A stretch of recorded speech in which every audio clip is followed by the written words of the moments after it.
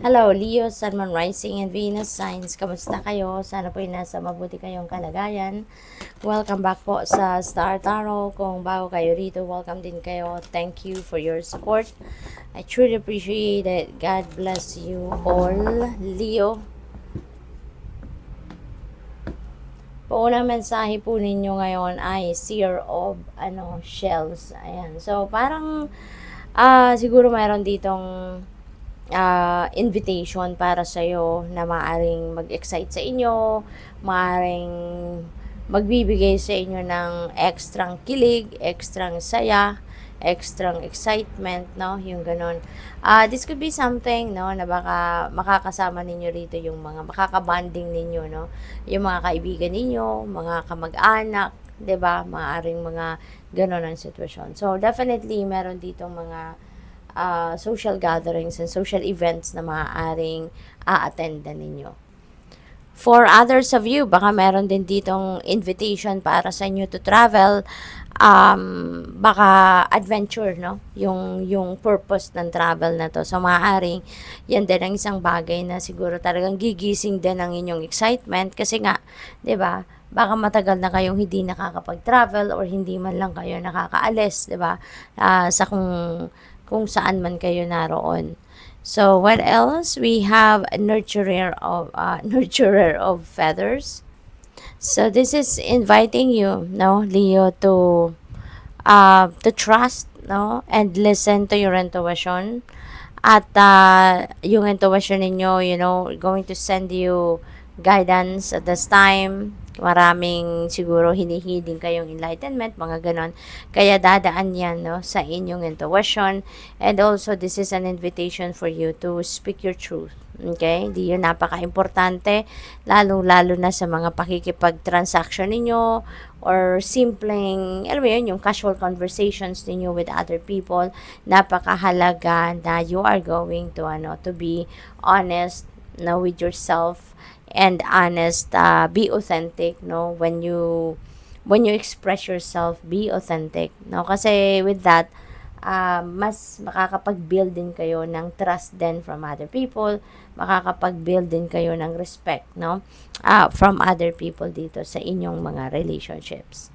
What else? We have Seer of Feathers. So, this is about, may mga tawag dito, may mga delays siguro na nararanasan ang iba sa inyo rito, Leo, but that is going to change now kasi maaaring malift na kung ano man ang mga delays na yan. Magkakaroon na ng progress from here on. Kaya magiging, pero magkakapag-desisyon na kayo dito na malaya na kayong makakalipad, malaya na kayong magawa ninyo kung ano ngayon yung mga gusto ninyo. Kasi wala nang mga sagabal, no? Parang things are going to fall into its right places na. Kasi ngayon, magiging malinaw na yung daan para sa'yo, no? You will be able to get that clarity. Kaya makakausad na kayo sa ngayon. We have a seeker of feathers. So, this is Knight of Swords, no? At maaaring meron ditong travel talaga, no? Since we also have the nurturer and we have the seer of shells. So, parang meron dito kayong binabalak na puntahan. Meron kayong mga gustong gawin that might involve travel, no? So, feeling ko dito, yung travel to could be by air, no? So, siguro, kung ano man ang binabalak ninyong gawin dito, maaaring kayo ay magta-travel by air. Baka malayo-layo, no? Yung pupuntahan ninyo rito. What else? We have the 8 of Shells. Ayan. So, dito naman, meron kayong, talaga. So, you know what? Travel is very imminent for you, no? Dio. Kasi maaring there is a desire for you to leave a situation. May gusto kayong iwan, may gusto kayong puntahan na alam mong doon kayo magiging masaya. Alam mong doon kayo magiging productive pa, parang ang tawag dito, maximize ninyo yung inyong talents, skills, and gifts na binigay sa iyo ng Panginoon, no? kung mapupunta kayo doon sa kung saan man ninyo gustong pumunta, no? So, meron ditong ano parang kung nasaan man kayo ngayon, parang hindi kayo makagalaw ng malaya or hindi ninyo, parang dead end na, no? Yung kinabibilangan ninyong sitwasyon sa ngayon. That's why you are really desiring to leave, no? Kung ano man ang sitwasyon ninyo na iyan. What else? We have seeker of, fossils. Ayan. So, this is,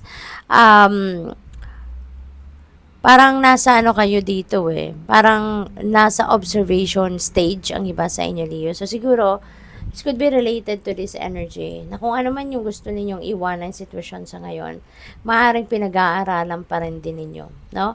Hindi kayo basta-bastang gagawa ng move dito na hindi ninyo pinag-aralan mabuti. Oo, may plano kayong umalis, pero hindi kayo basta-bastang aalis. Gusto ninyo na masigurado din ninyo yung bawat galaw na gagawin ninyo rito. You know? You are on the observation stage, strategizing, pinagmamasdan ninyo, maybe, kumbaga parang under observation, no? Ang inyong, paligid sa ngayon. Kasi, mas na kayo ngayon mas wise na kasi kayo, smarter na kayo sa ngayon. Kaya, natuto na kayo na hindi kayo hindi impulsive, no? Yung mga desisyon ninyo or yung mga galaw ninyo. Kaya, sa ngayon, stay put kayo. Yes, you have a desire to leave, pero stay put muna kayo at this time at pinag-aaralan muna ninyo ang inyong sitwasyon. So, that's good. What else? We have a 3 of fossils. Ayan. So, meron ditong makakatulong sa'yo. People are going to support you kung ano man siguro yung plano ninyong gawin, or baka mag-open up na din kayo, no? Pwedeng mag-open up kayo sa mga tao nasa paligid ninyo rito, baka sa partner ninyo, asawa ninyo, yung mga ganon, or kapatid.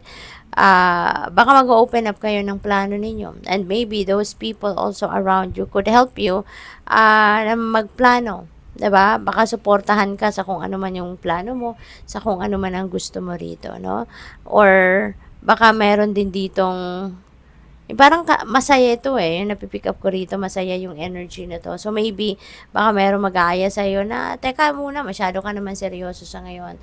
Tara, mag-ano muna tayo, mag-banding muna tayo, mag-bakasyon muna tayo, yung mga ganon ba? So, maaaring may ganong ganap. Baka parang may distraction muna na gagawin ang mga tao sa paligid ninyo rito para hindi muna kayo masyadong seryoso sa pag-iisip na kung anong move ang gagawin ninyo rito, no? But that doesn't necessarily mean na i-distract talaga totally, hindi ka tutulungan, because there is help dito na ibibigay sa iyo yung mga taong ito. We have 3 of feathers. Ayan. So, meron tayong dalawang 3, So, 3 represents, number 33, no? That is a master number. So, I suggest po na pakitignan po ninyo ang angel number 33 po for more guidance. Okay? So, dito naman, heartache ito heartbreak. Ayan. So, siguro ito din yung gusto ninyong iwanan. Possible na siguro matagal na itong nangyari, pero parang sa dibdib ninyo, hindi pa rin kayo makapag-move on from this heartbreak. Kasi, alam mo yun, yung nandyan pa rin sa puso ninyo, nakatatak pa rin sa puso ninyo, yung sakit na maaaring dinulot sa'yo ng taong ito, kung sino man na nakasakit ng inyong damdamin. Kaya maaaring parang kahit matagal na itong nangyari, hanggang ngayon, parang nararamdaman pa rin ninyo, umiiyak pa rin ang puso ninyo. Kasi siguro sa ginawa ng kung sino man ang taong ito sa buhay ninyo. Kaya parang ngayon, umiiyak pa rin kayo. Sa ngayon, hindi pa rin kayo totally makapag-move on sa inyong sitwasyon kasi nga parang patuloy kayong hinahunt pa rin ng sama ng loob na ito, no? So, good luck sa'yo, Leo. Thank you for watching Love and Light. Namaste.